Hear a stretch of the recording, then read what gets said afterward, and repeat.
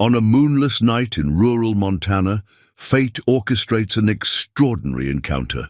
Jack Winters, a hard-working single father struggling to make ends meet, drives home from another exhausting night shift. Through the darkness, he spots orange flames consuming a luxury car on a deserted road. Without hesitation, he breaks through the window, pulling a mysterious woman from the wreckage moments before it explodes. As she gasps for air, her trembling hand clutches his, and 5 desperate words change both their lives forever. "Please, don't let them find me." Little does Jack know that the woman he just saved is Elizabeth Montgomery, a billionaire heiress running from those who want her dead. As he offers her sanctuary on his quiet farm, an unexpected bond begins to form between these two souls from different worlds. But can love survive when deadly secrets threaten to tear them apart? Before we jump back in, tell us where you're tuning in from. And if this story touches you, make sure you're subscribed, because tomorrow I've saved something extra special for you. The old photo album sat open on Jack Winters' kitchen table, its pages worn from years of gentle touches. In the dim light of early morning, he traced his finger across a photograph of Sarah holding baby Emma, her smile as radiant as the Montana sunrise. 5 years had passed since cancer took her, but some mornings the grief felt as fresh as yesterday. The ancient coffee maker sputtered to life, its familiar gurgle a constant companion during these pre-dawn hours.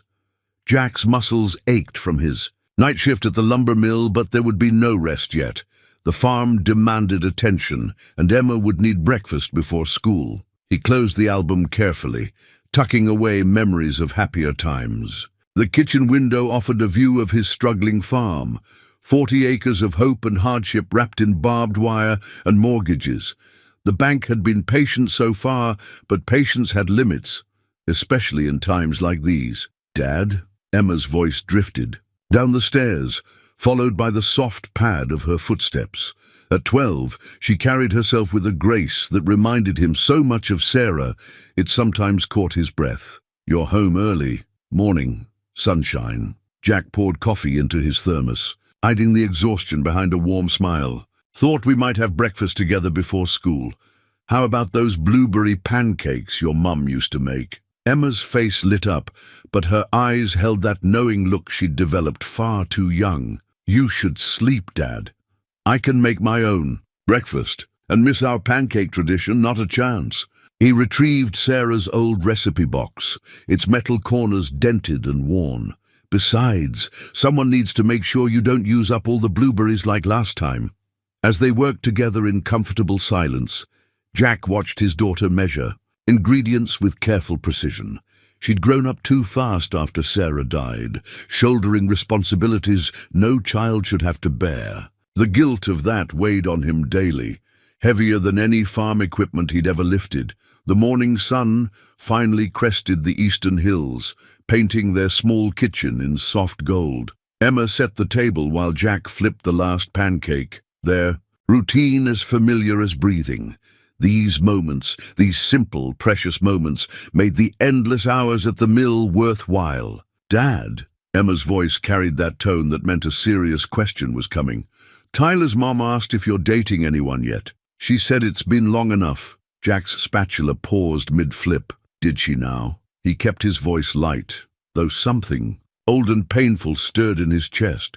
"And what did you tell Mrs. Harrison? That you're too busy taking care of me and the farm?" Emma's fork pushed a blueberry around her plate. "But would you? Date someone, I mean? If you met the right person?" The question hung in the air between them, heavy with unspoken hopes and fears. Jack studied his daughter's face, seeing both the child she was and the young woman she was becoming. "The right person would have to be pretty special," he said. "Finally, they'd have to understand that you and this farm come first, always." Emma nodded, seemingly satisfied with his answer, but Jack caught the slight smile playing at the corners of her mouth, the same smile Sarah used to get when she knew something he didn't. After breakfast, he watched Emma's school bus disappear down the dusty road, its yellow form growing smaller until it vanished around the bend. The morning stretched ahead of him. Fence repairs in the north pasture, a broken tractor that needed attention, and bills that wouldn't pay themselves. But for now, he allowed himself a moment of stillness, remembering Sarah's words from there. Last good day. Promise me you won't close your heart forever, Jack. Promise me you'll know love again when it finds you. He hadn't made that promise then. Couldn't. But standing in the golden morning light, watching his daughter head off to school, Jack wondered if maybe, just maybe, Sarah had known something he didn't. Jack's worn work boots left muddy prints on the barn floor as he made his morning rounds. Every step carried the weight of generations, his father's legacy, his own dreams, and Emma's future all bound up in this patch of Montana soil. The boots themselves told a story. Cracked leather patched too many times, soles worn thin from endless hours of labor, yet still holding together through sheer stubbornness. Much like everything else on the Winters farm, the morning light filtered through gaps in the weathered boards, illuminating dust motes that danced in the air. Inside the barn, the familiar scents of hay, leather, and earth mingled with the metallic tang of old machinery. Jack paused at the ancient tractor. Its red paint faded to a dusty rose. The engine had been making an ominous clicking sound lately, another problem he couldn't afford to fix. "Morning, old girl," he muttered, patting the tractor's hood. The metal felt cool under his calloused palm. "Think you can give me one more season?" The local mechanic's words echoed in his mind. "Parts for this model are getting harder to find, Jack. Might be time to think about upgrading." As if upgrading was an option when the mortgage payment ate up every spare dollar. He moved through his morning tasks with practiced efficiency, feeding the handful of cattle they had left, checking the irrigation system for the hayfield, and assessing the fence damage from last week's storm. Each task came with its own mental calculation of cost versus necessity, a constant mathematics of survival. Mid-morning found him on his knees in the rich Montana soil, hands deep in the earth. As he worked on the irrigation pipes, the sun beat down on his neck and his muscles protested from the night shift, but there was comfort in the work. The land didn't care about bank balances or past due notices. It asked only for sweat and dedication, giving back what you put into it. Sarah had understood this connection to the land. She'd grown up on a ranch herself, daughter of a third-generation cattle farmer. "The earth remembers those who tend it," she used to say, her hands covered in dirt from her vegetable garden. Now Emma kept that garden alive, learning the secrets of growing things just as her mother had. The sound of approaching vehicles drew Jack's attention. Through the heat waves rising from the ground, he spotted Bill Harrison's truck, followed by Tyler's mother's SUV, kicking up dust along the access road. The monthly meeting of the local agricultural cooperative was today, another reminder of the community that both supported and scrutinized their lives. "Jack," Bill's booming voice carried across the field. "Thought we might find you out here. Got a minute?" Wiping his hands on his jeans, Jack straightened up. Bill Harrison had been a friend of his father's, one of the old guard who remembered when the Winters farm was the pride of the county. These days, his visits usually meant either an offer of help Jack couldn't accept or news he didn't want to. Here, always got time for you, Bill." Jack managed to smile, though his back screamed in protest as he walked to meet them. "What brings the co-op committee out this way?" Linda Harrison, Tyler's mother, emerged from her vehicle in clothes too pristine for a farm visit, her carefully styled hair out of place against the rustic backdrop. "Jack, we've been talking about the summer festival. The committee thinks it's time the Winters farm hosted again. It's been, 6 years? 6 years. Since Sarah.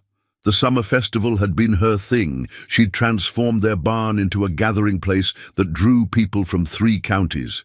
The fairy lights she'd strung up still hung there, gathering dust. I appreciate the thought, but the whole community would help, Linda pressed, her eyes soft with what might have been pity or genuine concern. Emma mentioned you could use some help with the repairs on the north barn. The festival fund could cover that, you know.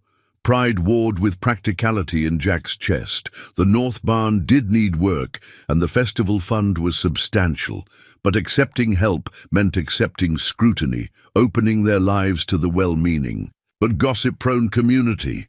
It meant Linda's increasingly obvious attempts at matchmaking would have an official venue. "I'll think about it," he said finally, knowing they'd take it as a yes. In a small farming community like theirs, the festival was more than just a celebration. It was tradition, a way of keeping the old ways alive in a world that increasingly forgot about places like this. As they drove away, Jack stood watching.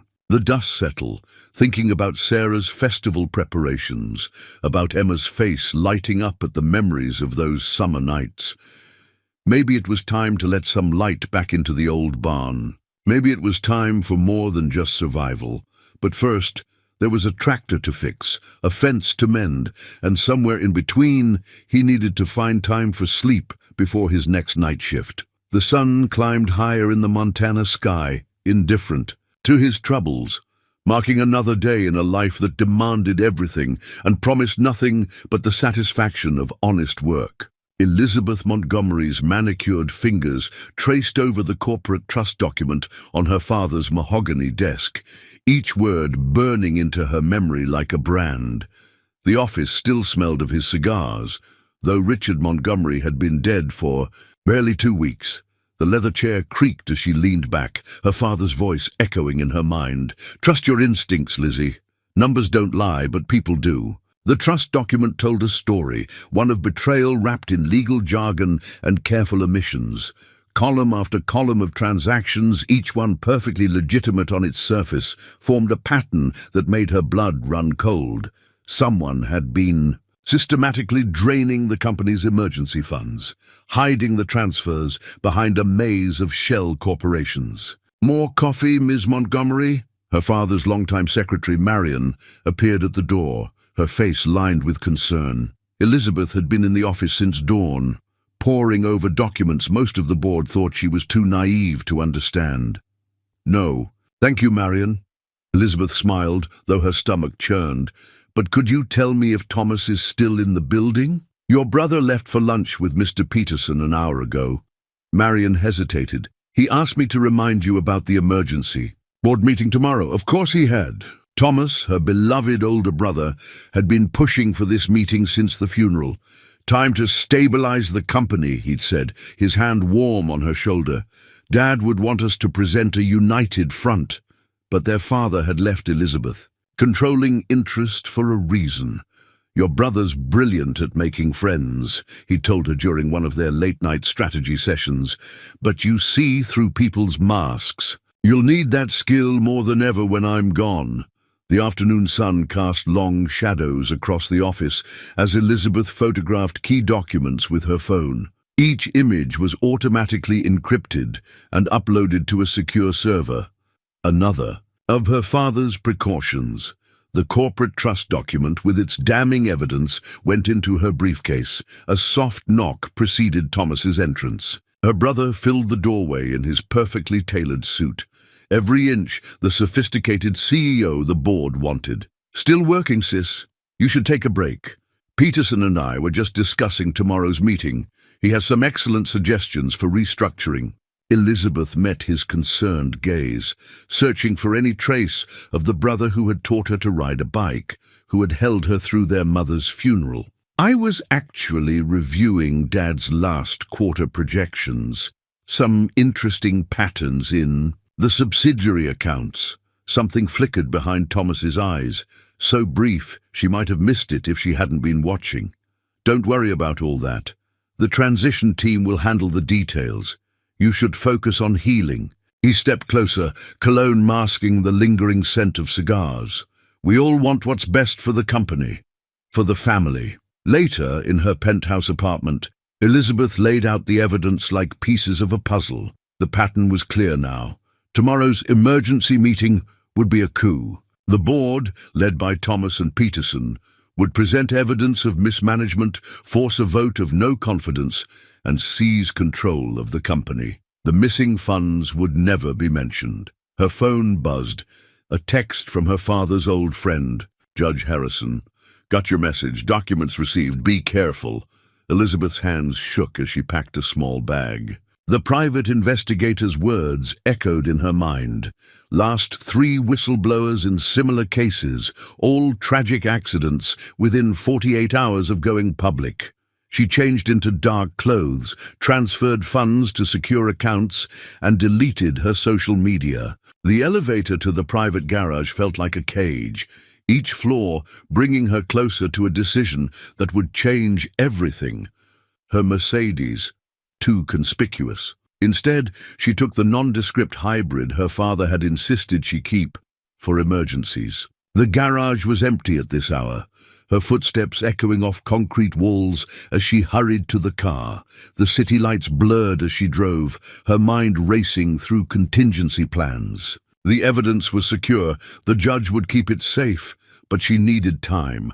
Time to build a case, time to understand the full scope of the conspiracy, time she wouldn't have if she stayed. Thunder rolled across the Montana sky as she left the city behind, rain beginning to fall. In her rearview mirror, headlights appeared, probably nothing, but her pulse quickened anyway. Her father's voice came to her again.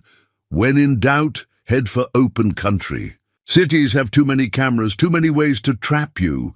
The headlights grew closer. Elizabeth pressed the accelerator, rain drumming harder on the roof. She was so focused on the approaching lights that she almost missed the oil slick on the curve ahead. The car spun, tires fighting for grip on wet asphalt. The last thing she saw was the guardrail giving way, and then the world became fire and twisted metal. Through the flames and pain she heard footsteps approaching, not the measured steps of her pursuers, but the urgent rhythm of salvation. As strong hands pulled her from the wreckage, she glimpsed honest eyes in a weathered face. Her last conscious thought was a prayer that she'd found someone she could trust. Her life, and perhaps her father's legacy, depended on it. Dawn crept through handmade curtains, casting gentle light across the patchwork quilt covering Elizabeth Montgomery. For a moment she lay still, her body aching, trying to reconcile the unfamiliar surroundings with her last memories of fire and fear. The quilt smelled of lavender and sunshine, so different from the antiseptic sterility of her penthouse linens. "Gran made that quilt for Mom when she got sick," a young voice said from the doorway. Elizabeth turned carefully to see Emma standing there, already dressed for school, holding a steaming mug. "Dad said you might like some tea. It's chamomile, good for healing," Mom always said. The girl's matter-of-fact kindness brought unexpected tears to Elizabeth's eyes. "Thank you, Emma." She accepted the mug with bandaged hands, noting the careful way the child watched her movements. "Did your grandmother teach you about healing herbs?" "Mom did. She had a whole garden of them." Emma perched on the edge of the bed, smoothing the quilt with practiced hands. "Dad says you can stay as long as you need to. He called in sick to the mill today, first time ever." Guilt twisted in Elizabeth's stomach. This family had so little, yet they offered what they had without hesitation. "I don't want to be a burden." "You're not," Emma said firmly, sounding older than her years. "Dad says helping people is what makes us human. Besides, you look like you could use a friend." The sound of boots on wooden stairs preceded Jack's appearance. He filled the doorway in worn jeans and a faded flannel shirt, his presence somehow both commanding and gentle. "Emma, bus'll be here soon." "Got your homework?" "Just finishing my tea delivery." Emma grinned, standing. She hesitated, then impulsively hugged Elizabeth. "Feel better, okay? Maybe later I can show you my herb garden." After Emma left, Jack lingered, his weathered face showing concern. "Dr. Stevens will stop by this afternoon.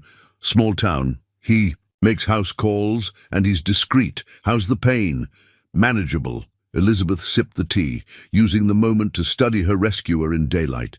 His eyes were kind but shrewd, missing nothing. "Mr. Winters—" "Jack," he corrected softly. "Jack. I know you must have questions." He pulled up the old rocking chair, its joints creaking like a familiar conversation. "Only one that matters right now. Are you in danger?" The directness of his question, the quiet strength behind it, made her pause. In her world, questions always had angles, hidden meanings. But Jack Winters asked straight out, ready to face whatever answer came. "Yes," she admitted finally, "and by helping me you could be too. I should leave. Folks who aren't in danger don't usually end up in burning cars on back roads." His voice held no judgment, just calm certainty. "Whatever's chasing you, you'll heal better knowing you're safe. We've got good neighbors out here, and they know how to mind their own business." A rooster crowed outside, and Jack stood, automatically checking his watch. "Need to feed the cattle. Rest today. Emma left some books on the nightstand if you get bored. And Miss Montgomery—" "Elizabeth," she offered, matching his earlier correction. A slight smile touched his lips. "Elizabeth, whatever you're running it from, sometimes the best place to hide is somewhere they'd never think to look." Throughout the day, Elizabeth drifted between sleep and waking, her body demanding rest while her mind spun with possibilities. She watched through the window as Jack worked, moving with the efficient grace of someone who knew every inch of his land. The farm wasn't grand by any means, but there was a dignity in its well-maintained fences and carefully tended fields. Dr. Stevens arrived in the afternoon, his ancient pickup raising dust on the drive. He reminded her of her father's old hunting. Friends, direct, competent, and unimpressed by pretense. He checked her injuries, replaced bandages, and asked no questions about how she'd gotten them. "Winters is good people," he said as he packed up his bag. "Known him since he was born. If he's offering you sanctuary, you won't find better." Evening brought Emma home from school, bursting with stories and questions she tried to contain out of consideration for their patient. She sat cross-legged on the floor near Elizabeth's bed, sorting through her backpack.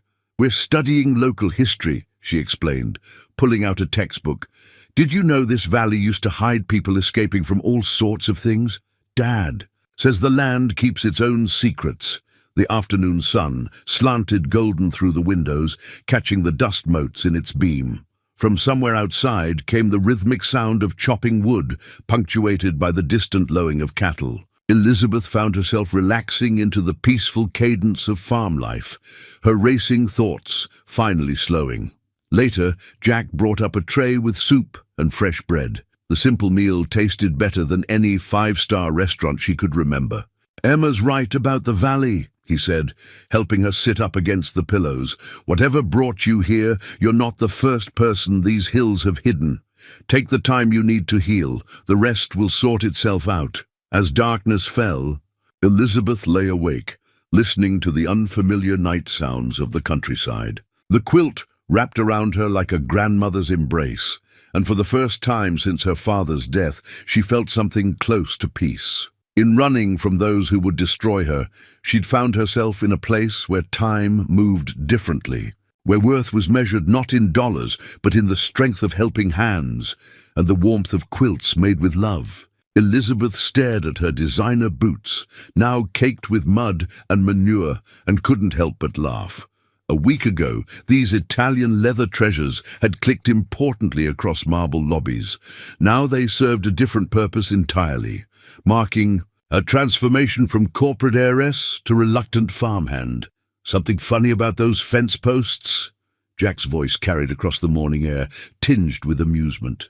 He'd been teaching her basic farm tasks, partly to maintain her cover story as a distant cousin helping out, and partly, she suspected, because idle hands made him nervous. "Just admiring my new fashion statement." She gestured at her mud-covered self. "If the board could see me now." Jack leaned against the fence, his presence solid and reassuring. "You're getting the hang of it. Most city folks can't tell a post digger from a hayfork their first week." The praise warmed her more than it should have.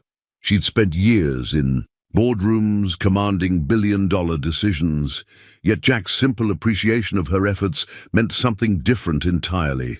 "I had a good teacher," she replied, then winced as her blistered hands protested around the post digger. "Here," he said, moving closer. "You're gripping too tight. Let the tool do the work." His calloused hands covered hers, adjusting her grip. The contact sent an unexpected shiver through her that had nothing to do with the morning chill. A truck rumbled past on the distant road, making them both tense. But it drove on, leaving only dust and paranoid memories. These moments happened several times a day, sudden noises, unexpected vehicles, shadows that seemed to move wrong. Each time, Jack would casually position himself between Elizabeth and potential danger, his protective instinct as natural as breathing. "Emma's got her heart set on showing you her herb garden after school," he said, deliberately casual. "She hasn't been this excited about it since Sarah—" He trailed off. Pain flickering across his features. Elizabeth focused on the fence post, giving him space to recover. She'd learned to read these moments when memories of his late wife surfaced like sudden storms. "She's a remarkable girl. You've raised her well, sometimes I wonder." Jack drove his own post digger into the earth with practiced ease. "She grew up too fast after Sarah died, took on too much. Having you here, she's acting her age again. It's good to hear her laugh." The morning sun climbed higher, burning off the last wisps of valley fog. They worked in comfortable silence, falling into a rhythm that felt somehow familiar. Elizabeth found herself watching Jack when he wasn't looking. The sure movement of his hands, the quiet strength in his shoulders, the way the sun caught the silver threading through his dark hair. "You know," he said suddenly, "Emma asked me something interesting yesterday." He paused, seeming to choose his words carefully. "She wanted to know if you were hiding from bad people, or if you were one of the bad people yourself." Elizabeth's heart stumbled. "What did you tell her?" "Told her that sometimes good people have to hide from bad situations, and that I trust my gut." He turned to face her fully. "My gut's never been wrong about people, Elizabeth. Whatever you're running from, whatever you're protecting, I believe you're on the right side of it." Tears pricked at her eyes, unexpected and unwelcome. In her world, trust was a commodity to be traded, not freely given. "Your gut tell you anything else about me?" Something shifted in his expression, a warmth that made her breath catch. But before he could answer, a chorus of barking erupted from the nearest farmhouse. They both froze, watching a black SUV cruise slowly past the property. Jack moved with casual purpose, blocking Elizabeth from view behind the fence post stack. The vehicle continued down the road, but the moment had shattered. "Like fine crystal. We should head back," he said, gathering their tools. "Storm's coming anyway." Indeed, dark clouds were building over the mountains, promising afternoon rain. As they walked back to the farmhouse, Elizabeth found herself studying her ruined boots again. They represented everything she'd left behind: privilege, power, certainty. Yet somehow, covered in honest Montana mud, they felt more authentic than they ever had on polished floors. The distant rumble of thunder followed them home. Emma would be back from school soon, eager to share her garden and her stories. There would be a simple dinner, comfortable conversation, and moments when Elizabeth almost forgot she was hiding for her life, almost forgot that she didn't belong in this world of fence posts and family meals.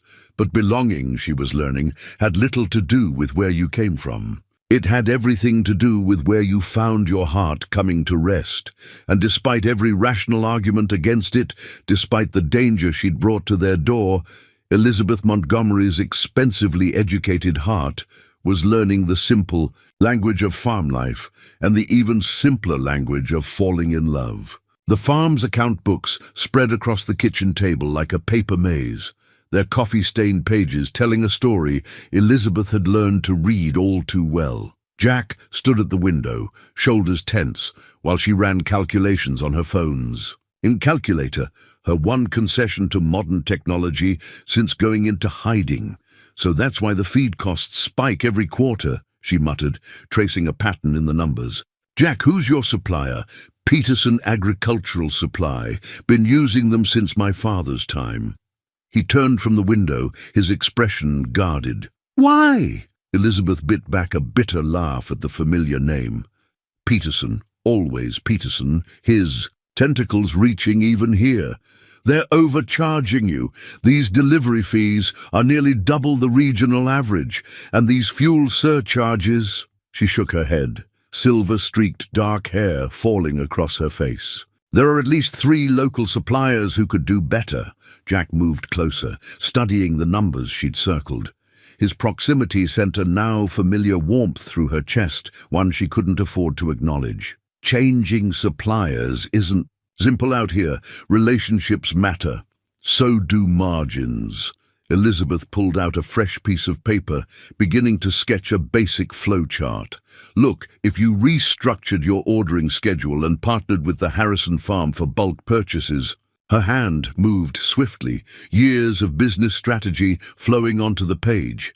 Emma wandered in from her homework, drawn by their intense discussion. "Dad, is Elizabeth fixing our money problems?" Jack's face softened as he looked at his daughter.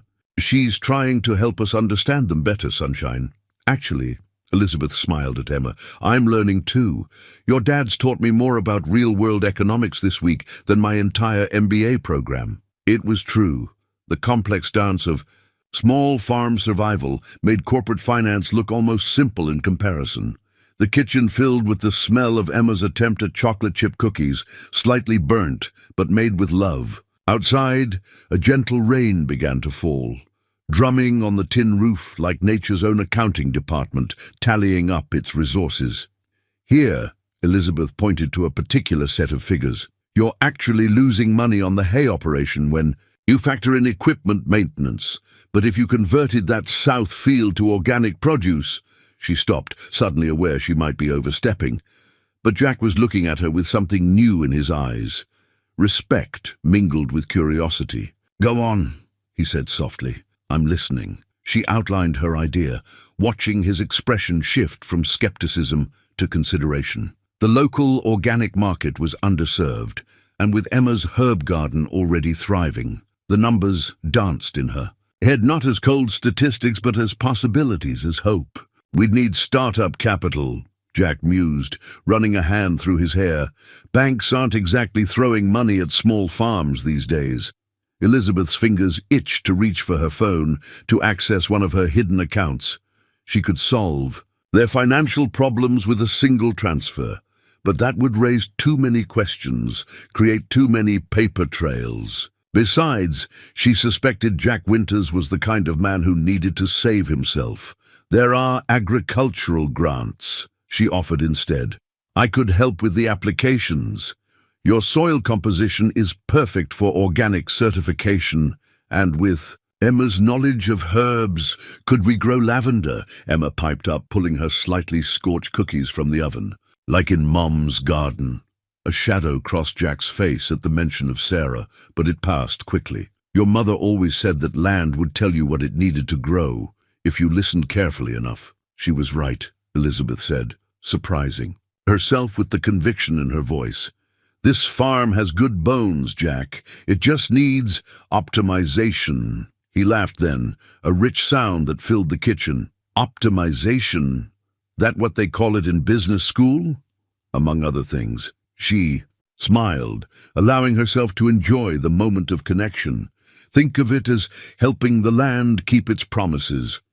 The rain intensified outside, but in the warm kitchen, surrounded by papers and possibilities, Elizabeth felt more centered than she had in weeks.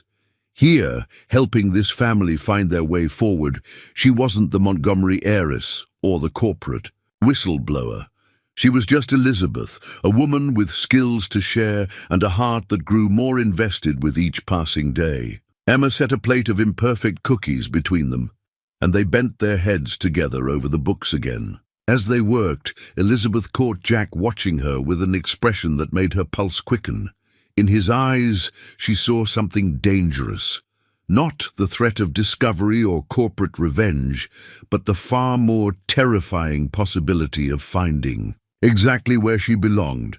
The account books told their story of struggle and persistence, but between the lines, another story was being written. One that had nothing to do with numbers and everything to do with the way Jack's hand brushed hers as they reached for the same paper. The way Emma's eyes lit up at the mention of expanding her garden. The way this kitchen felt more like home than her penthouse ever had. Outside, another vehicle drove past, slow and deliberate, but for once Elizabeth didn't flinch. She was too absorbed in the simple miracle of belonging. even if only for a moment, even if it couldn't last. The old recipe book lay open on the counter, its pages yellow with age and spotted with generations of cooking adventures. Elizabeth ran her finger along Sarah's handwritten notes in the margins of the pot roast recipe. Extra carrots for Jack, and don't forget fresh thyme from garden. Such small details, such intimate knowledge of the people you love. Mum always said recipes are like love letters, Emma explained, carefully measuring herbs from her garden. You can tell how much someone cares by the little notes they leave. Behind, she sprinkled thyme into the pot with the same precision she applied to her schoolwork. See here, she wrote, cooking time varies with mood of ancient oven. Elizabeth smiled, watching the girl navigate the kitchen with quiet confidence. After 3 weeks at the farm, these evening cooking sessions had become a cherished ritual. Your mother sounds like she was very wise. She was. Emma's voice held pride rather than sadness.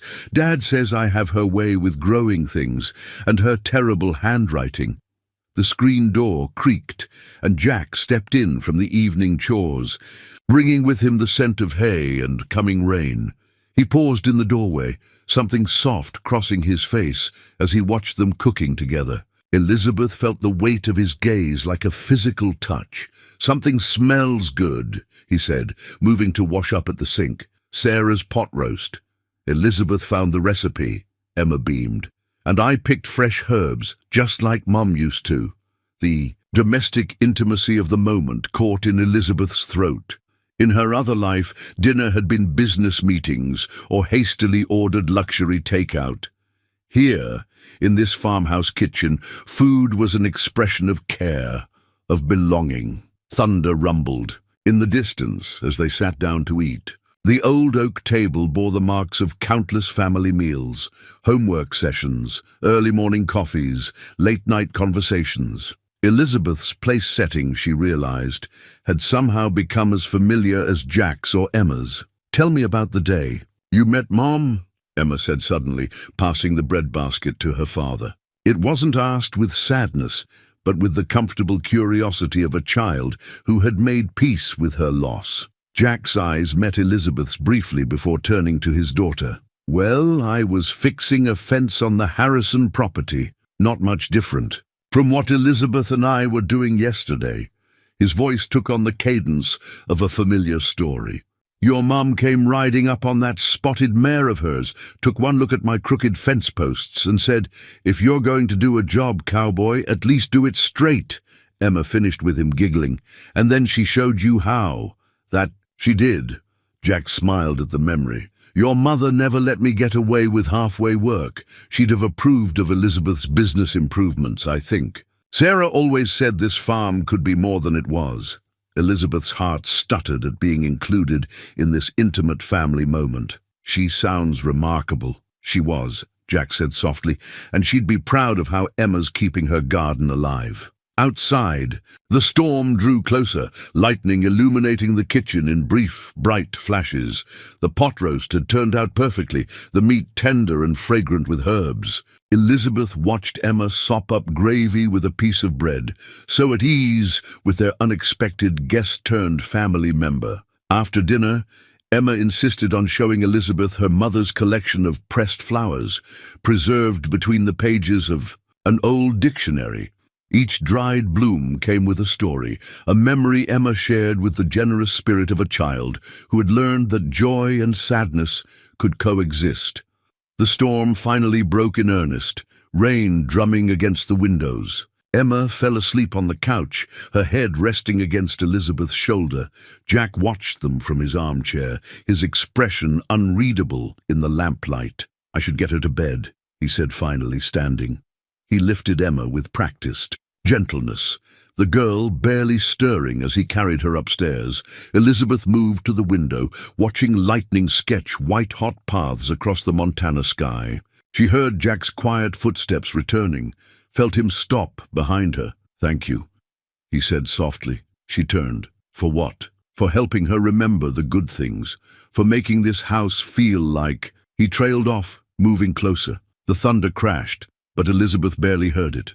Jack was looking at her the way he looked at his land, like something precious, something worth protecting. His hand rose to brush a strand of hair from her face, the touch sending electricity through her that had nothing to do with the storm. For a moment, the world narrowed to this: the warmth of his palm against her cheek, the sound of rain on the roof, the way his eyes asked a question his voice hadn't formed. Elizabeth leaned forward slightly, her heart pounding. A car door slammed somewhere. On the road, the sound sharp enough to break the spell. They stepped apart, the moment scattered like the pressed flower petals in Sarah's dictionary. "I should—" Elizabeth gestured vaguely upstairs. "Yeah." Jack ran a hand through his hair. "Early morning tomorrow." But as she climbed the stairs to her room, Elizabeth knew something had shifted. Like Sarah's margin notes in the recipe book, some things couldn't be unwritten once they were acknowledged. The question was whether she had the right to write. Her own story here, knowing the dangers that followed her, could tear these precious pages apart. The USB drive felt heavy in Elizabeth's hand as she sat at the farmhouse's ancient desktop computer, the pre-dawn darkness pressing against the windows. She hadn't touched the evidence since arriving at the farm, too afraid of leaving digital footprints. But Judge Harrison's encrypted email had been clear. They're closing in, time running out. The computer hummed to life, its fan whirring like a tired confession. Elizabeth glanced toward the stairs, ensuring the house remained quiet. Jack's night shift at the mill would end soon, and Emma was still asleep, just enough time to check the financial records, to see how close Thomas and Peterson had come to tracking her. Her hands froze over the keyboard as voices drifted through the open window, the early morning news playing from old Mrs. Jensen's house next door. Still no sign of Elizabeth Montgomery, the missing CEO of Montgomery Industries. Sources close to the family suggest foul play may be involved in her disappearance. Her brother, Thomas Montgomery, has offered a substantial reward. The sound of Jack's truck in the driveway sent her heart racing. She quickly ejected the USB drive, but not before the screen filled with damning headlines. "Montgomery heiress missing, billion-dollar empire in crisis. Thomas Montgomery takes emergency control." "Elizabeth?" Jack's voice, usually so welcome, now carried the weight of discovery. He stood in the doorway, still in his work clothes, holding his phone. On its screen was her corporate portrait, the Elizabeth Montgomery of 3 months ago, polished, powerful, unafraid. "Care to explain this?" She turned slowly, seeing the hurt and confusion in his eyes. "Jack, Dad?" Emma appeared on the stairs, tablet in hand. "Is Elizabeth really a billionaire? It's all over social media. Tyler just sent me—" "Emma, go to your room." Jack's voice was gentle but firm. "But Dad, please, honey, just give us a minute." Emma retreated, but not before giving Elizabeth a look of betrayal that cut deeper than any corporate knife.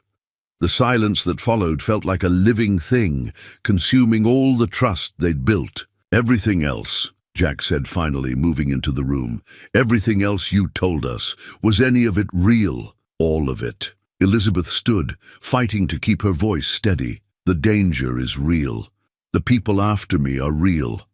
I just couldn't tell you." "Couldn't tell me what?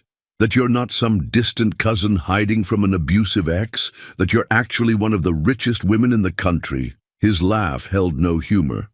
"Do you know what this could do to Emma, to the farm? If they find you here, they'll destroy everything." Elizabeth moved toward him, needing him to understand. "My brother Peterson, they've already killed to keep their secrets. The evidence on this drive," she held up the USB, "it proves they've been embezzling billions, using the company to fund criminal enterprises. My father discovered it before. He died. That's why they want me dead." Jack took the drive, turning it over in his weathered hands. The same hands that had pulled her from the burning car, that had taught her to mend fences, that had almost caressed her face during last night's storm. "Why us? Why here? I didn't choose this place." Her voice softened. "But staying, that was because of you. Both of you. For the first time in my life, I found somewhere I didn't have to pretend." A notification pinged on Jack's phone. Another news alert. His face hardened as he read it. "They're saying you embezzled the money, that you're mentally unstable, dangerous." He looked up, and the doubt in his eyes broke something in her chest. "What am I supposed to believe?" "Believe what you've seen," she whispered. "These past months, that's who I really am, not the corporate photo, not the news stories. The woman who helped with the farm accounts, who learned to feed chickens, who—" She swallowed hard. "Who fell in love with this place, with this life, with—" Tires crunched on gravel outside. They both froze, moving to the window. A black SUV had parked at the end of the drive, two men in suits emerging.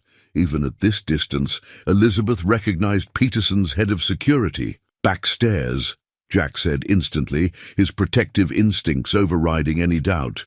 "There's a crawl space in the barn, behind the old hay baler. Go now, Jack. We'll figure this out." His hand caught her arm as she passed. "But you have to trust me, like I trusted you." The sound of Emma's footsteps overhead reminded them of what was at stake. Elizabeth clutched the USB drive, wondering if it was worth the cost. One look at Jack's face, determined, honorable, everything her world wasn't, told her it had to be. She slipped out the back just as a heavy knock echoed from the front door. The last thing she heard was Jack's voice, calm and steady. "Can I help you, gentlemen?" Little early for social calls.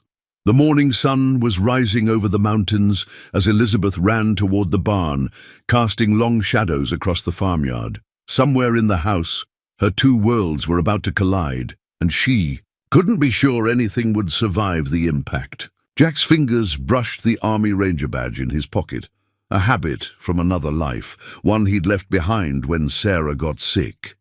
The two men in his kitchen carried themselves with the artificial casualness of trained operators. They're expensive. Suits couldn't hide the bulges of shoulder holsters from eyes that had once specialized in spotting such things. "Mr. Winters," the taller one said, "we're investigating the disappearance of Elizabeth Montgomery. Routine canvass of the area." He placed a photo on the kitchen table. Elizabeth in corporate armor, her smile professional but empty. Nothing. Like the real smile Jack had come to know, the one that appeared when Emma showed her new herbs or when the morning sun hit the fields just right. "Pretty far off the beaten path for a corporate investigation," Jack observed, keeping his voice neutral. Through the window, he could see Emma on the front porch watching. Smart girl, she'd positioned herself where she could see but not be seen, just as he'd taught her. "Miss Montgomery's brother is very concerned." The second man spoke with the oily smoothness Jack remembered from interrogation training. "She was unstable before she disappeared, possibly dangerous." Jack's hand tightened on his coffee mug, remembering Elizabeth's gentle patience with Emma, her careful tending of Sarah's garden. "That's so. We have reason to believe she may be in this area." The first man leaned forward slightly. "The reward for information is substantial. Enough to save a struggling farm, perhaps." The badge in Jack's pocket seemed to grow heavier. 15 years since he'd led a special operations team. Since he'd been the kind of man these visitors would think twice about threatening. He'd buried that part of himself when he'd chosen family over duty, trading combat zones for crop rotation.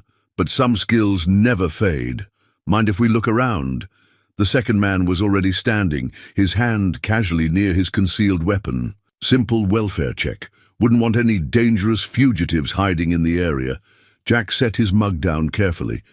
"Actually, I do mind." His voice changed subtly, shed its farmer's drawl. "And unless you have a warrant, we're done here." Something shifted in the men's posture. Recognition, perhaps, of the predator they'd mistaken for prey.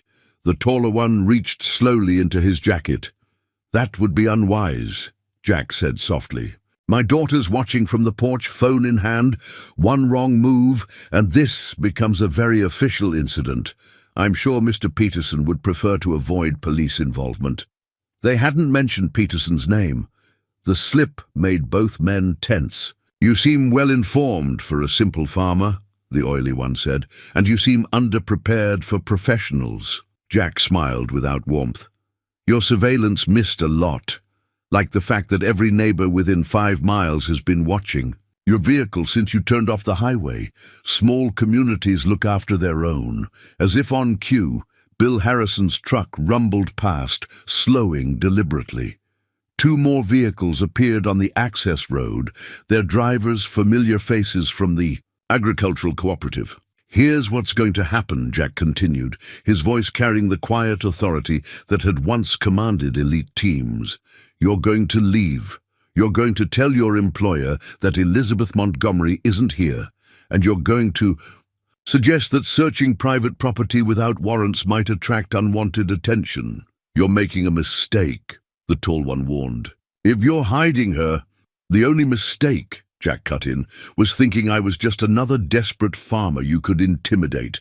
The next visitor better have a warrant and a better class of operative." The threat hung in the air between them, clear but carefully legal. Both men glanced at the growing number of vehicles visible through the window, at the watching neighbors who formed a silent ring of protection. "We'll be in touch," the oily one said finally. "No," Jack replied. "You won't." He watched them leave, noting their license plate out of habit. Emma slipped inside as the SUV disappeared down the road, her face a mix of fear and fierce pride. "Dad," she touched the hand that still gripped his coffee mug. "Are you really just a farmer?" Jack pulled the badge from his pocket, its surface worn smooth by years of worry. "I'm your father. That's what matters." He looked toward the barn where Elizabeth was hiding. "But sometimes being a father means being other things too." "Are we going to help her?" Emma's voice held no doubt, only determination. "She's family now, isn't she? Even if she didn't tell us everything." Jack studied his daughter's face, seeing Sarah's strength there. "Family," he said slowly, "is complicated. But yes, we're going to help her. Because it's right. And because you love her," Emma finished simply. "I've seen how you look at her when you think no one's watching." The morning sun streamed through the windows, illuminating the kitchen where they'd shared so many meals, so many moments of quiet joy. Jack touched his badge one last time before slipping it back into his pocket. "Go feed the chickens," he told Emma, "then start packing a bag, just like we practiced." She nodded, understanding. They'd had a bug-out plan since Sarah died, another habit he'd never quite shed. Now, watching his daughter move with calm purpose, Jack felt the old tactical mindset returning.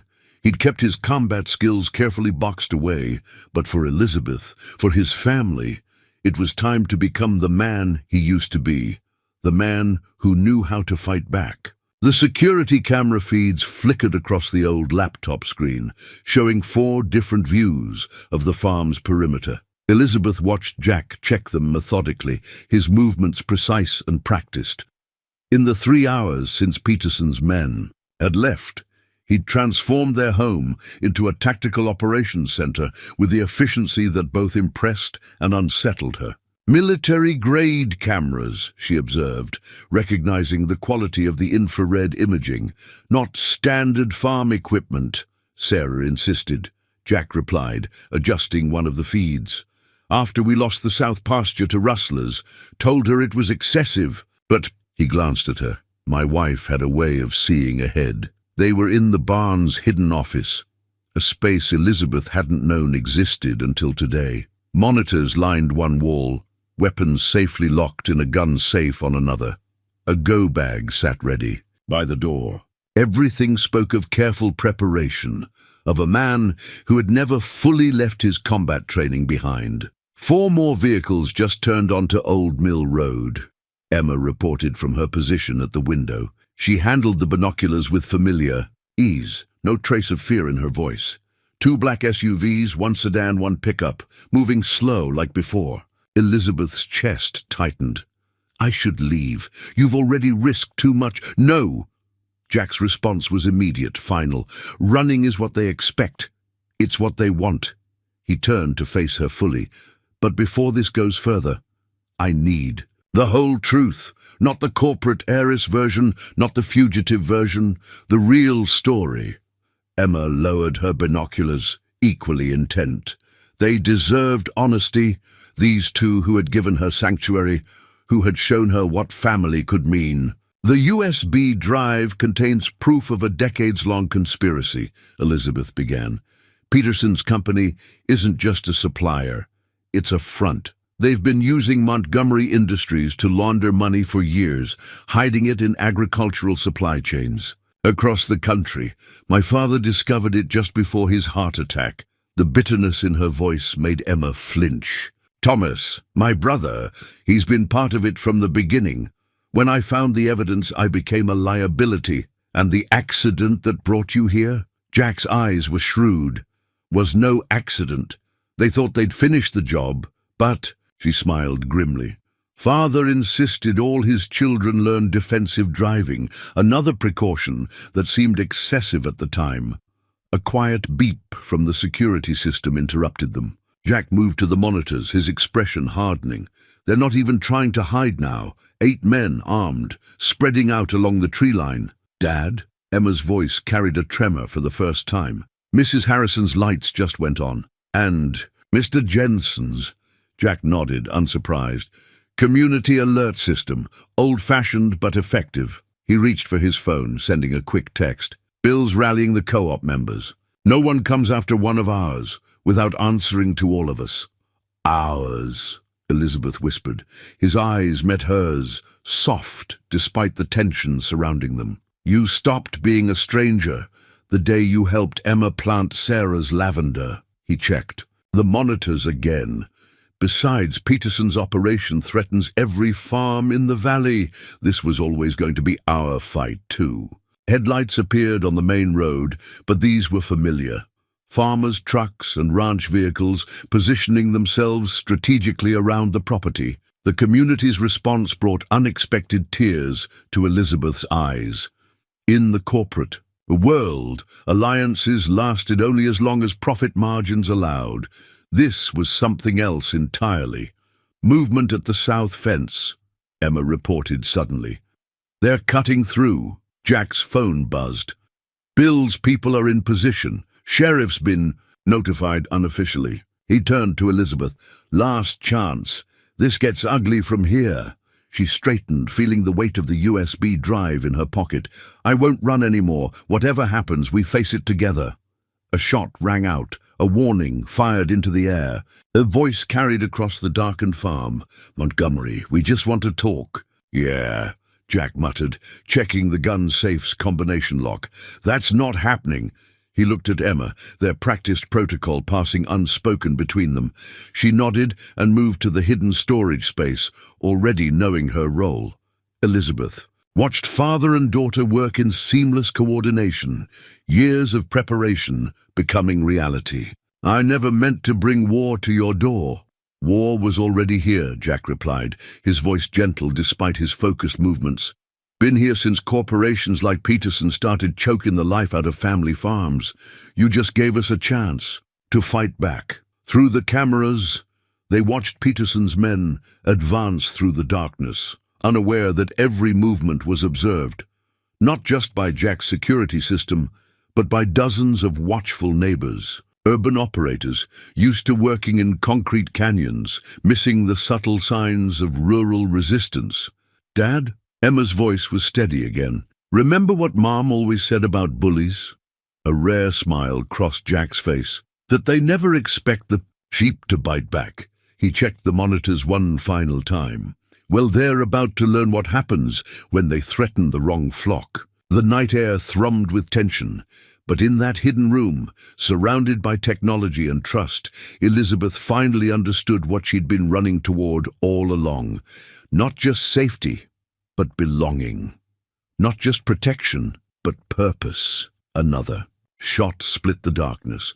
The war for Montgomery Industries was about to become a battle for the heart of a community. And for the first time since her father's death, Elizabeth knew exactly which side she was on. The company ledger glowed on the laptop screen, its columns of numbers telling a story of betrayal in clean, precise digits. Elizabeth's fingers flew across the keyboard while Jack's voice crackled over the radio, coordinating with their neighbors. They were in the farm's hidden bunker now, a storm shelter Jack had built that felt suspiciously well equipped for situations exactly like this. Eastern fence breach contained, Bill Harrison's voice reported through the static. Jensen's boys got 3 of them tangled up in the old barbed wire. Real shame about that missing warning sign. Emma monitored the security feeds, her young face illuminated by the screens. Mrs. Harrison's group has their vehicles blocked in. She's talking to them about property rights, very loudly. Elizabeth smiled despite the tension. Linda Harrison, so concerned with social propriety, now leading a blockade of farming equipment against corporate intrusion.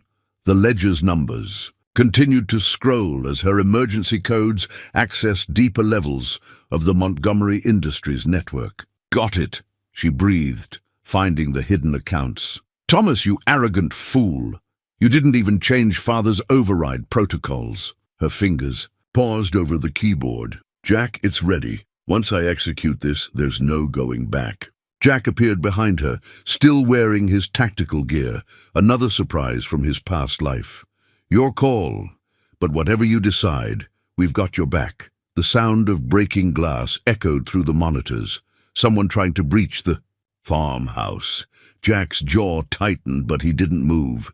This was her moment, her decision. Elizabeth thought of her father's last words. The company's not just numbers, Lizzie. It's people, communities. Never forget that. She pressed enter to cross the country, emergency protocols activated. Every transaction Peterson's network had hidden over the past decade began uploading to federal regulators.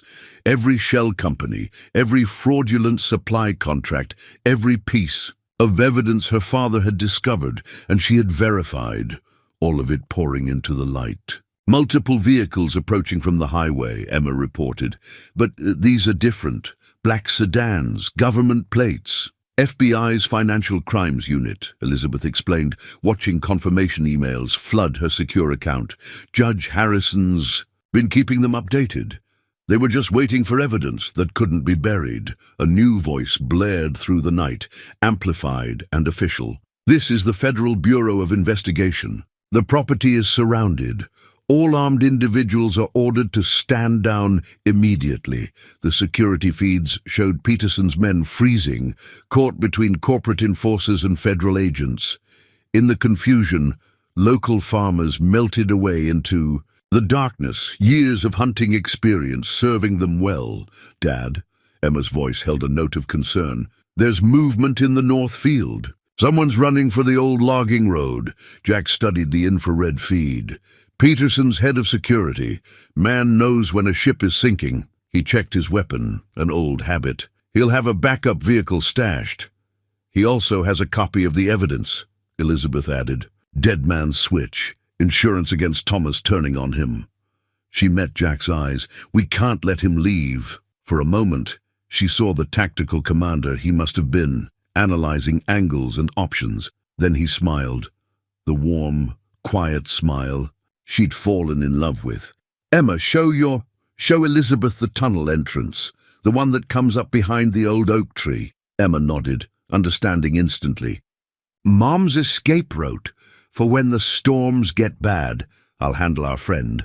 Jack moved toward the bunker's back exit. You two be ready with the evidence when the FBI starts asking questions. Jack, Elizabeth caught his arm. Be careful. These men, they've killed before. His hand covered hers, calloused and warm. Yeah, well, so have I. Different cause, better reasons. He glanced at Emma, then back to Elizabeth. Besides, I've got something worth fighting for. The moment held between them. All the unspoken feelings, rising to the surface. Then Emma cleared her throat. Guys, bad guy getting away, federal agents everywhere. Maybe save the romantic stuff for later. Jack chuckled, squeezing Elizabeth's hand once before letting go. Smart kid. Wonder where she gets that from. Sarah, they said together, and the shared memory was a comfort rather than a pain. As Jack disappeared into the tunnel, Elizabeth turned back to the laptop. The company ledger continued to spill its secrets, each revelation another nail in Peterson's coffin. Outside, federal agents were securing the farm, their flashlights cutting through the darkness like searching fingers. Emma settled beside her, shoulder touching shoulder in quiet support. "We're going to be okay, aren't we? All of us?" Elizabeth wrapped an arm around the girl who had somehow become as dear as family. "Your dad's out there, and he's got the whole community watching his back," she smiled. "Besides, I think it's time Peterson learned what happens when you threaten a family that knows how to fight back." Through the monitors, they watched the FBI begin to restore order to their little corner of Montana, but Elizabeth's attention stayed on the North Field, where somewhere in the darkness, the man she loved was proving that a farmer could be a warrior too, especially when protecting his own. The childhood photograph trembled in Elizabeth's hands. Her and Thomas at their family's Montana ranch, both grinning, his arm protective around his little sister. They couldn't have been more than 12 and 8, their faces sun-browned and happy. Before money and power had poisoned everything, before their father's death had revealed the rot at their family's core. "He's here," Emma called from her lookout position. Outside, a helicopter's rotors chopped through the dawn air, drowning. Out the FBI agents still processing Peterson's captured men. "Looks like he came alone." Jack appeared at Elizabeth's shoulder, still wearing his tactical gear from the night's operation.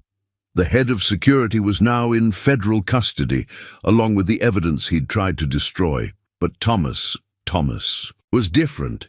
"You don't have to face him," Jack said softly. Elizabeth tucked the photo into her pocket. "Yes, I do. He's still my brother." The helicopter landed in the south pasture, its downdraft bending the grass in waves. Thomas Montgomery emerged like a corporate warrior in his bespoke suit, every inch the polished CEO. But Elizabeth saw what others missed, the slight tremor in his hands, the darkness under his eyes. Her brother was afraid. Quite the operation. "You're running, Lizzie?" Thomas's voice carried across the farmyard as he approached, threading between FBI vehicles. "Father would be impressed, though perhaps not by your choice of allies." His gaze swept dismissively over Jack and Emma. "Father taught us both about allies," Elizabeth replied, moving to meet him. "About loyalty, about family. I wonder what he'd think of how well those lessons took." Something flickered in Thomas's eyes. Pain, regret, or maybe just calculation. "You don't understand what you've done. The people involved, the power you're challenging." "I understand perfectly." Elizabeth's voice hardened. "I understand that you helped kill our father, that you were willing to kill me. All for what? Peterson's blood money?" It wasn't like that. For a moment, her brother's corporate mask cracked. "Peterson had evidence. Things father had done in the early days. He would have destroyed everything we built." "So you destroyed it first?" Elizabeth pulled out the childhood photo, held it up like an accusation. The brother in this picture would have fought back, would have protected his family. Thomas stared at the photo, and for a heartbeat, Elizabeth saw that boy again, the one who had taught her to ride, who had chased away schoolyard bullies, who had promised to always keep her safe. "I tried to protect you," he whispered. "The car, it wasn't supposed to be like that. Peterson's men went too far. I tried to call it off, but you were in too deep." Jack's quiet voice carried judgment without mercy. "So you let them hunt your sister, let them threaten my family." Thomas's face hardened again. "Family? You've known her for 3 months. I've spent a lifetime being afraid." Emma's clear voice cut through the tension. She stood on the porch, holding something in her hands. "That's what Mom always said about bullies. They make you afraid, and fear makes you forget who you really are." She walked down the steps, approaching Thomas with the simple courage of youth. In her hands was an old tablet, one of Sarah's treasures. "I found the truth about Elizabeth's father, about what really happened that night." Thomas went very still. "What are you talking about?" Emma held up the tablet. "Mom was a forensic accountant before she got sick. She had friends at the FBI. She was helping investigate Peterson, keeping records, until her cancer got bad." Elizabeth's heart stopped. "Sarah was working with father." Jack moved closer, his presence solid and steady. "She never told me the details. said it was safer that way, but she kept everything encrypted on her tablet. Emma figured out the password last night. Montgomery Industries, Emma said softly. The password was Montgomery Industries. Mom knew someday someone would need the truth. Thomas swayed slightly, his expensive shoes shifting in the Montana dirt. Let me see. No. Elizabeth stepped between him and Emma. You lost that right when you chose Peterson over family. The FBI has everything now. Father's evidence, Sarah's records, all of it. It's over, Thomas. It's never over, Lizzie. But her brother's voice had lost its edge. He looked around the farm, taking in the FBI presence, the watching neighbors, the quiet strength of the family his sister had found. What happens now? Now you have a choice. Elizabeth gentled her voice, remembering the boy in the photograph. Help us make it right. Tell the truth. Be the brother I remember. The silence stretched between them, weighted with decades of love and betrayal. Emma still held Sarah's tablet, its screen glowing with secrets too long buried. Jack stood ready, protective but not threatening. And Elizabeth waited, watching her brother wage his final battle, not with her, but with himself. The morning sun broke through the clouds, painting the farmyard in shades of redemption. Thomas Montgomery looked at his sister, really looked at her perhaps for the first time in years. What he saw there, strength, forgiveness, family, seemed to reach past his careful walls. Father always said you were the strong one, he said finally. I never understood until now. Elizabeth held out her hand, offering not just forgiveness, but a chance to remember who he had been in that childhood photograph. Then help me be strong. Enough to fix this. Together. The helicopter's rotors slowly stilled in the morning calm. Somewhere in the house, a coffee maker gurgled to life, and on a small Montana farm, surrounded by the unlikely family she had found, Elizabeth Montgomery watched her brother take the first step toward becoming whole again. The trust fund document spread across the farmhouse kitchen table told a story in dollars and cents, each page annotated in Sarah's precise handwriting. Elizabeth marveled at how the dead could still speak, her father through his hidden evidence, Jack's wife through her meticulous investigation. Now those voices would help bring down an empire built on lies. Peterson's board meeting is scheduled for tomorrow morning, Thomas said. His tie loosened, suit jacket draped over a kitchen chair. He looked oddly at home in the rustic setting, as if the farmhouse itself was helping him shed his corporate armor. He'll try to consolidate control before the FBI can freeze the remaining assets. He'll fail. Elizabeth traced Sarah's notes with gentle fingers, because he doesn't know about Mother's trust fund stipulations. Jack looked up from cleaning his service weapon, a habit he'd maintained even after leaving the Rangers. Care. To explain for those of us who don't speak corporate. Emma, curled in Sarah's old reading chair with the tablet, answered before Elizabeth could. Mom found it. When Peterson's company merged with Montgomery Industries, Mrs. Montgomery's trust fund had a special clause. If any criminal activity was proven, control reverts to the Montgomery children, but only if they act together. Thomas's hands shook slightly as he reached for his coffee. Father knew.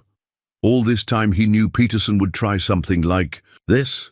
That's why he kept pushing us to work together, to maintain joint control. And that's why they killed him, Elizabeth finished softly. But they didn't know about Sarah's investigation, about the evidence she was gathering, even while she was sick. Jack's voice was gentle. Sarah always said documents were like seeds. Plant them right, and truth grows even after you're gone.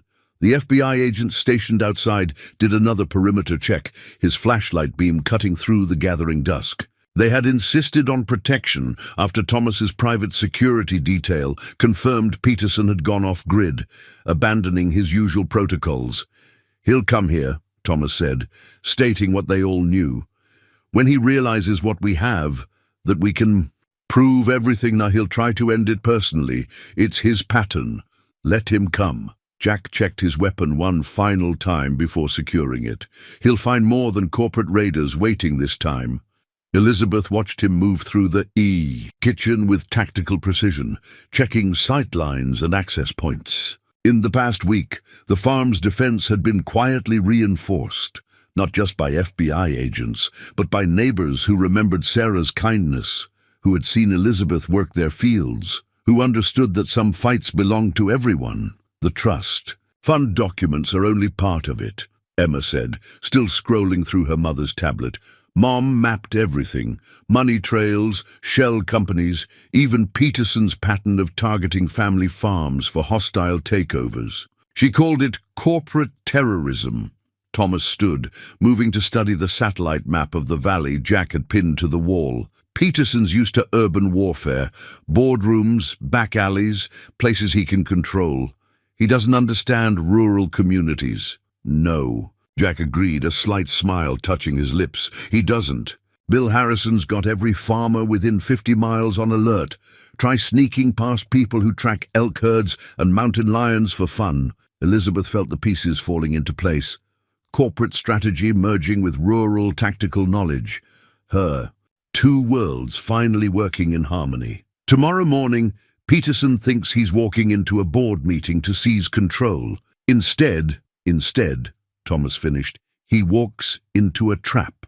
The FBI takes down his network, the trust fund clause strips his access to Montgomery resources, and any attempt at retaliation runs straight into a community that protects its own, Jack concluded. He moved to stand behind Elizabeth's chair, his presence solid and comforting. Question is, are you ready for what comes after? Running a company this size, rebuilding what Peterson tried to destroy? Elizabeth reached up to cover his hand with hers, while her other hand found Thomas's arm. Not running, leading. The way. Father taught us, the way Sarah showed us, by remembering that behind every spreadsheet and quarterly report are real people, real communities. Like this one, Emma said softly, looking around the kitchen that had become the command center for their resistance. Mom would be proud of all of us. The night deepened outside, but the farmhouse glowed with warmth and purpose. Elizabeth studied the trust fund documents one last time, seeing not just legal language, but a legacy of love, from her mother's financial foresight to Sarah's quiet investigation to her father's final lessons about family and duty. Get some rest, Jack advised, ever the tactical commander.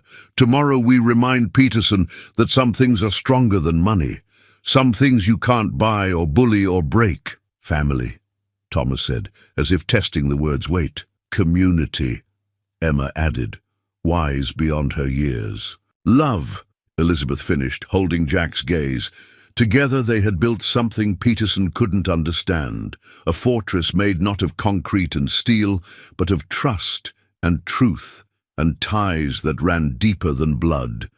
Tomorrow would bring its battles, but tonight, in this kitchen that had seen so much healing, they were simply family preparing to defend their own.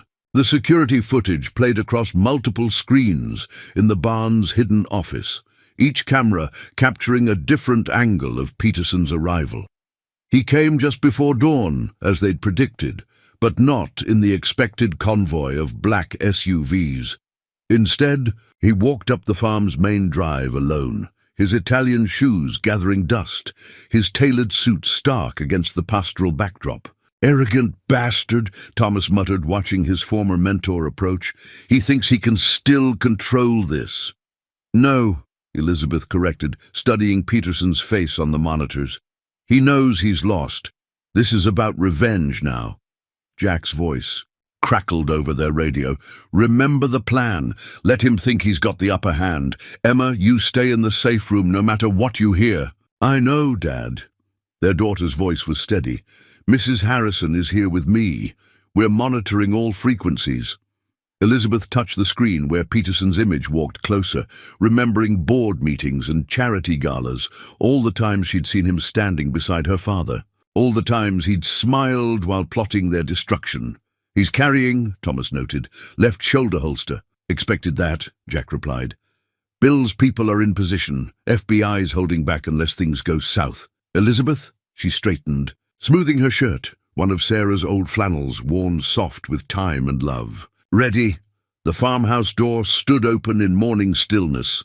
Peterson mounted the porch steps, his footfalls heavy with purpose. Elizabeth met him in the kitchen, where so many of their plans had been laid. "I have to admire the theatricality," Peterson said by way of greeting. The prodigal daughter hiding on a farm of all places. Very dramatic. "Hello, Robert." Elizabeth kept her voice calm, using his first name deliberately. "Would you like some coffee? Sarah's old percolator still makes the best cup in the valley." The casual mention of Sarah's name hit home, a flicker of unease crossing Peterson's face. "Where's Thomas? My sources say he's turned traitor." "Brother." Thomas emerged from the pantry, disheveled but dignified. "She prefers come to his senses." Peterson's hand twitched toward his shoulder. "The mighty Montgomery siblings united. At last, your father would be so proud. Before you killed him. That's not going to work anymore." Elizabeth poured coffee into Sarah's favorite mugs, the domestic action at odds with the tension. "We know what really happened, all of it. Sarah Winters left quite a paper trail. The farmer's dead wife." Peterson laughed, but there was an edge to it. What could she possibly have known? Thomas moved to stand beside his sister. "Everything. Every shell company, every forged document, every accident that cleared your path. She was working with father before you killed him. And now everyone else knows too," Elizabeth added. "The FBI has Sarah's records, father's evidence, the trust fund documents. It's over, Robert. Montgomery Industries is returning to what it should have been. A force for building communities, not destroying them." Peterson's smile turned cruel. "You really think your little farming friends and federal watchdogs can stop what's coming? I built this empire. I own judges, senators. But you don't own this land." Jack's voice carried from the doorway.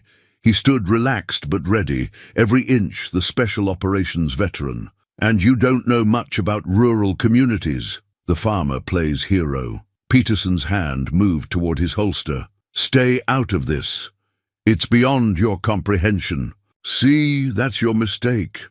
Jack nodded slightly, a signal to unseen allies. "Thinking you're the biggest predator in these hills." The morning erupted with coordinated precision. Bill Harrison's rifle cracked from his hiding spot, sending Peterson's gun spinning. Linda's horse trailer blocked the road behind him. Farmers emerged from the pre-dawn shadows, carrying the quiet authority of people who worked the land. "Community watch," Jack explained mildly. "We take care of our own." Peterson's mask finally cracked, showing the desperation beneath. "You think this changes anything? I still have contacts, resources." "No, you don't." Emma's voice came through. "The kitchen radio. Mum's files just went live. Every news outlet, every regulatory agency, every law enforcement database. It's trending worldwide." Elizabeth saw the moment Peterson realized the truth. He was finished, not by corporate maneuvering or legal strategy, but by the quiet determination of a dying woman who had seen through his facade years ago. "It's funny," Thomas said, watching his former mentors collapse. "You taught us that power comes from controlling others, but real power, it comes from protecting what matters. Family," Elizabeth added softly. "Community. Love. Everything you tried to destroy. FBI." Vehicles pulled into the farm's drive, summoned by some silent signal. Peterson's shoulders sagged, his expensive suit now dusty and defeated. As agents approached with warrants and handcuffs, he turned one last time to Elizabeth. "Your father said you were too soft for this world," he spat. "Too willing to trust." "No." Elizabeth felt Jack's hand slip into hers, felt Thomas's shoulder brush her own. "He taught me to trust the right people, to build something worth fighting for." The sun crested the mountain ridge as Peterson was led away, painting the farm in hues of victory and vindication. Neighbors emerged from their posts. Emma ran to hug her father, and in the golden morning light, Elizabeth finally felt the weight of fear lift from her shoulders. Sarah's security cameras kept their vigilant watch, recording the moment a community's strength overcame corporate greed. recording the moment a family, pieced together from love and trust and shared purpose, stood undefeated in the morning sun. A packet of morning glory seeds lay on the farmhouse windowsill, waiting for spring planting. Elizabeth touched the paper envelope gently, remembering Sarah's garden journal entry about them. Morning glories remind us that beauty can climb out of darkness, that each dawn brings new beginnings. 2 weeks had passed since Peterson's arrest. The FBI had cleared out, the media circus had moved on, and the farm was settling back into its rhythms, though nothing was quite the same. Rather like the garden soil after winter, everything had been turned over, made ready for new growth. The board approved the restructuring plan, Thomas said, looking up from his laptop at the kitchen table. He'd shed his corporate uniform for jeans and a flannel shirt, looking more like their father than ever. Montgomery Industries' agricultural division will be headquartered here in the valley. Local oversight, community-based decision-making. Sarah would have appreciated the irony, Jack remarked, passing Elizabeth a cup of coffee. Corporate giant brought to heel by small-town values. Emma burst through the door, her face flushed with excitement. The first lavender shoots are coming up, and Mrs. Harrison says we can expand the herb garden into her south field. She wants to start a local cooperative. Elizabeth shared a smile with Jack. Linda Harrison, once so concerned with social climbing, had become one of their strongest allies in rebuilding the community Peterson had tried to destroy. Speaking of cooperation, Thomas began, then hesitated. The trust fund, Father's final failsafe. It requires both of us to manage the company. I thought maybe, if you wanted to run things from here, a corporate headquarters on a working farm. Elizabeth pretended to consider it. Could be interesting, as long as the CEO doesn't mind getting her hands dirty. Jack's arm slipped around her waist, warm and secure. Dirty hands mean honest work. Something else Sarah used to say. The morning sun streamed through windows Emma had washed yesterday, catching dust motes and possibilities in its light. On the wall, Sarah's old garden calendar showed the phases of the moon, her neat handwriting marking planting dates that would still be followed, her wisdom still guiding them. The Peterson trial starts next month, Thomas said quietly. They'll need us both to testify. We'll be ready. Elizabeth reached for her brother's hand across the table. Together this time. Emma set a fresh plate of only slightly burnt cookies between them. Her baking was improving with practice. Does this mean you're staying, both of you, for good? The in question hung in the air, weighted with hope. Elizabeth looked around the kitchen, where she'd first learned to trust again, at the family she'd found, and the brother she'd recovered. Well, she said carefully, the morning glories need planting, and someone has to keep your father from fixing fences crooked. Hey now, Jack protested, but his eyes crinkled with happiness. Thomas cleared his throat. I might have bought the old Miller place, the one up the road. If that's okay. Emma launched herself at her uncle, cookies forgotten. Really, you're staying too? Someone has to represent the corporate office, he replied, awkwardly returning her hug. Besides, I hear this valley grows more than just crops, grows families too. Outside, Bill Harrison's truck rumbled past, heading to the first meeting of the new agricultural cooperative. The morning glories would wait to be planted, their seeds holding the promise of beauty to come, just as Sarah had known they would, just as she had planned even while fighting her final battle, preparing the ground for healing she wouldn't live to see. Elizabeth leaned into Jack's embrace, watching Emma teach Thomas the proper way to dunk cookies in milk. The corporate world still turned. Montgomery Industries still needed guidance, but it would be different now, led from a farmhouse kitchen instead of a boardroom, grounded in the soil that had given her sanctuary. You know, Jack murmured against her hair, most people would think it's crazy. Running a corporation from a farm, living with your brother up the road, letting a 12-year-old girl design your community outreach programs. Most people don't understand about morning glories, Elizabeth replied. How they need both roots and room to climb. Emma looked up from her cookie dunking lesson. Mom always said crazy was just another word for brave, for trying something new. Thomas nodded slowly. Father used to say the same thing, right before he taught us something important. Smart people, Jack said softly. Think maybe they knew something we're just figuring out? Elizabeth touched the packet of seeds again, feeling the future shift and settle into place. They knew about planting things, about growing love in unlikely soil. She smiled at her unlikely perfect family. Maybe it's time we did some planting of our own. The marriage license lay on the dresser, its official seal catching the morning light. Elizabeth traced their names, still marveling at how natural they looked together. Elizabeth Montgomery and Jackson Winters. Simple, honest words for a love that had grown from crisis into something as steady as the seasons. Mom, Uncle Thomas is here with the quarterly reports, and Mrs. Harrison wants to know if we're still having the wedding reception in the North Field. Emma's voice carried up. The stairs, the word Mom, still new enough to make Elizabeth's heart skip. The adoption papers had been finalized last month, another document marking their family's evolution. She found them in the kitchen, her almost teenage daughter arranging fresh herbs for the wedding centerpieces, her brother looking relaxed in his now customary casual attire, and Jack pouring coffee into Sarah's old mugs. The scene was so ordinary, yet so precious. The cooperative's numbers are exceptional, Thomas reported, spreading papers across the table they'd once used to plan. Peterson's downfall. Who knew organic farming could be this profitable? The board's talking about expanding the model to other regions. Sarah knew, Jack said quietly. Found her old business plan in the attic last week.